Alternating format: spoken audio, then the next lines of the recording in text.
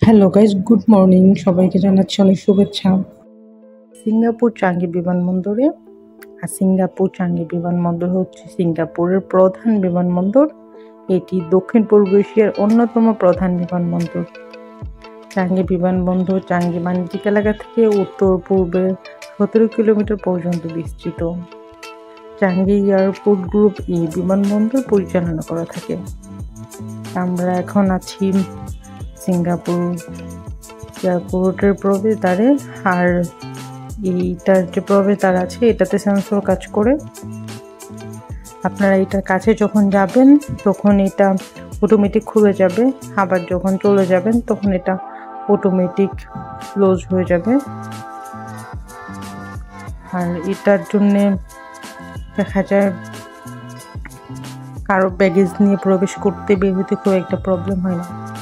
Singapore চাঙ্গি বিমানবন্দর অনেক বিমানবন্দরের থেকেই আলাদা। এটা ডেকোরেশন, লাইটিং, আর আরেকটা জিনিস আমার সবচেয়ে ভালো লেগেছে সেটা হচ্ছে বিমানবন্দরের ভিতরেই সবুজ অভয়ারণ্য। কারণ এয়ারপোর্টের ভিতরেই কিছুটা জায়গায় এত সুন্দর করে গার্ডেনিং করা আছে যেটা আপনাদেরকে অবশ্যই মুগ্ধ করবে। এখানে প্রায় 120 প্রজাতির গাছ রয়েছে, যেটা সারা বিশ্ব থেকে বিভিন্ন প্রজাতির গাছ এনে এখানে লাগানো হয়েছে। আমরা সিঙ্গাপুর ট্যুর করেছিলাম 3 দিন। এর আগে ছিলাম মালয়েশিয়াতে 5 দিন, থাইল্যান্ডে 4 দিন। তো আমাদের ভ্রমণ শেষে আজকে আমি বাংলাদেশ এয়ারলাইন্সে করে শাহজালাল আন্তর্জাতিক বিমানবন্দরে ব্যাক করছি আমরা। তো আমাদের ফ্লাইট ছিল দুপুর 2:30 বিমান বাংলাদেশে করে যাচ্ছি, যেহেতু আমাদের মাথায় রাখতেই হবে যে এটা লেট হবে। তো আমাদের ফ্লাইট আড়াইটা থাকলেও এটা ছাড়বে বললো 4টার দিকে, এই জন্য আমাদের অনেক বেশি লেট হবে আজকে। তাছাড়া আমরা সিঙ্গাপুর থেকে বাংলাদেশে ব্যাক করার টিকিট প্রাইস পড়েছিল 1,16,000 টাকার মতো, পার পার্সন 23,000 টাকার মতো পড়েছিল। তো টাইম বেঁধে কিন্তু টিকিট প্রাইস ওঠানামা করে, কারণ আপনি যদি খুব কাছাকাছি সময় করেন, লাইক 1 দিন 2 দিন আগে, তখন অনেক সময় টিকিট প্রাইস বেশি পড়ে। আবার আপনি যদি 1 মাস 1.5 মাস আগে করে রাখেন তাহলে প্রাইস অনেক কম পড়ে।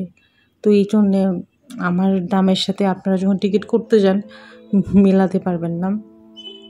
তবে আমি সাজেস্ট করবো বাংলাদেশ বিমানে আসলে না গেলেই ভালো, কারণ বিমান বাংলাদেশ এয়ারলাইন্স আসলে প্রচুর লেট করে। জীবনে যতগুলো ফ্লাইটে গিয়েছি আমি, অন্তত আধা ঘন্টা লেট ওদের করতেই হবে।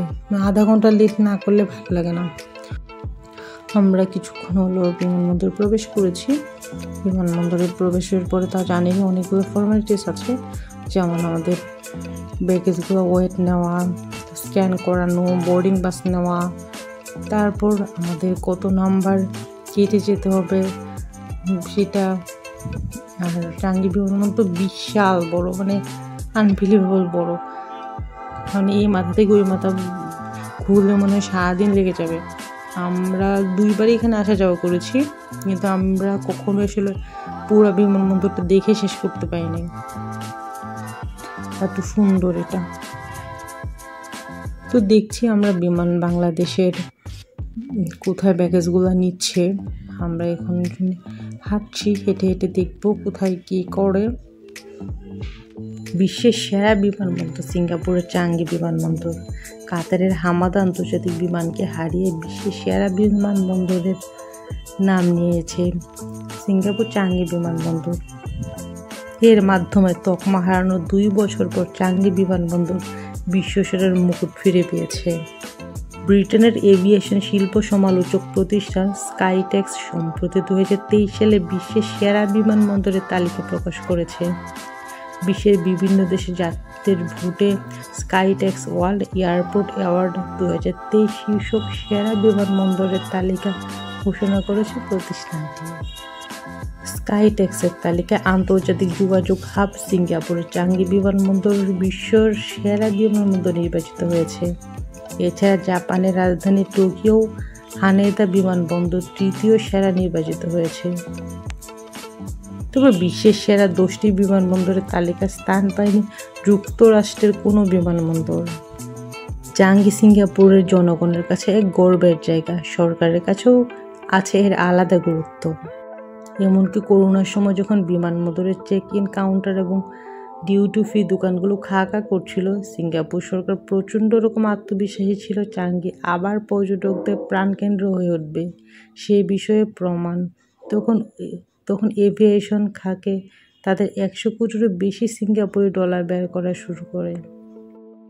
সিঙ্গাপুর চাঙ্গি বিমানবন্দরে সবাই খুব লোটা মেনটেন করে, যেমন লাইনে ঠিকঠাক মতো দাঁড়ানো, সবাই ঠিকঠাক মতো করে। নিজের কান্ট্রিতে চাই করুক, চাঙ্গি বিমানবন্দরে সবাইটা খুব ভালোভাবে মেনটেন করে।